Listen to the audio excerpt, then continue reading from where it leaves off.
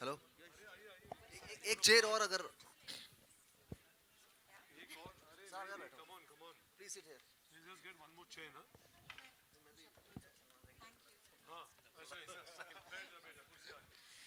राज अर्जुन साहब, बहुत बहुत शुक्रिया आप स्टेज पर आए।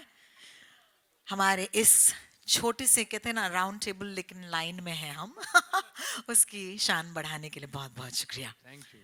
शुरू करते हैं अब Welcome to क्यों। Bollywood. Thank So, how you. was your experience while working, in such one of the biggest films, and working with such talents? And जहाँ तक देखा जाए, it's very much male-centric action, but I'm sure कि आपका role भी उतना ही, मतलब you also kicking some ass, I can expect. I was waiting for the right project to work on. You know, मेरा mentality हमेशा से ऐसा रहा है कि I've never believed in taking up work for the sake of it. It has to be something that calls out to you. It has to be a good team. So when Yudhra came my way, I was like everything from the makers to Ritesh, Farhan to Ravi sir. I was like, this is fantastic. Plus it had Sid, and it was a genre I'd never done before. So it felt like the perfect film to come to Bollywood with. My character is, she brings the soft part to the film.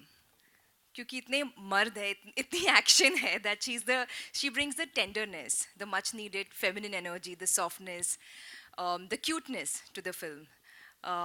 So I think no, all of those But scenes are. but you okay? You want them to But watch the film and I do have one scene where I'm not very soft. I think he's referring to that. it's a long one. You kill a lot of bad guys. Yeah.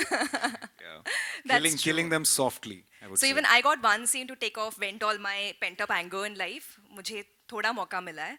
So Siddharth भाई, so action Hello. फिल्में हम देखते देखते बड़े होते हैं, Sylvester Stallone and Arnold Schwarzenegger, कितनी सारी हमारे एक्शन हीरोज फेवरेट होते हैं. So आपके कौन से एक्शन फेवरेट हीरो थे जिनको हम while you were shooting Yudra, you went on with that, okay, I'm gonna be that killing machine, ऐसा कोई थे बॉलीवुड से हॉलीवुड से जो आपने तभी उस टाइम पे याद किया? देखिए मेरे लिए एक्शन हमेशा ड्रामा से रूट होता है। एक्शन कभी भी मेरे लिए वो नहीं रहा है मज़ेदार जिसमें बस लोगों को मार रहे हैं।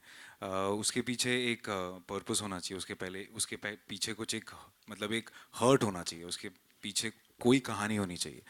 और I think the biggest action hero we've ever had, as you know, the documentary sir has produced is Mr. Amitabh Bachchan.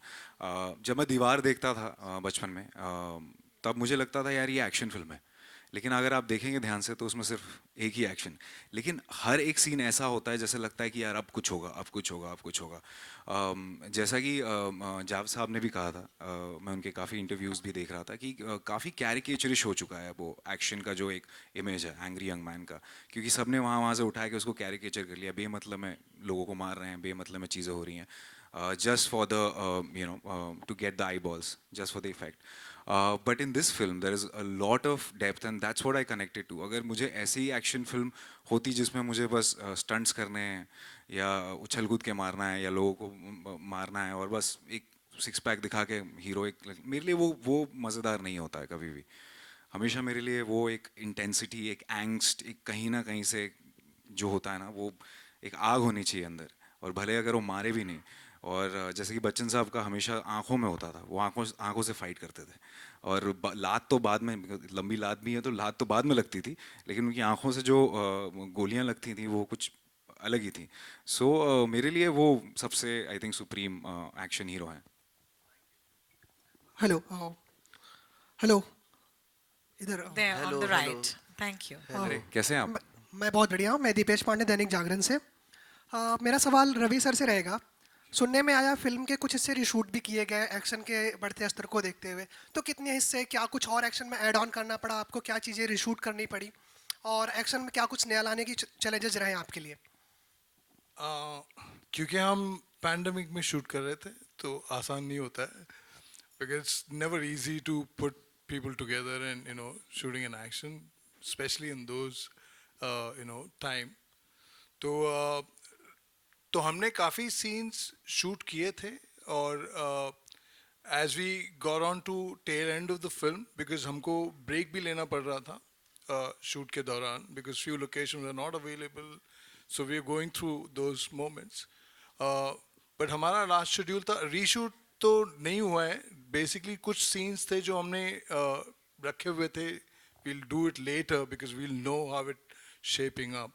And जैसे बन रहा था, रितेश सर ने हमेशा कहा कि just do what you have in mind, so don't just don't hold back.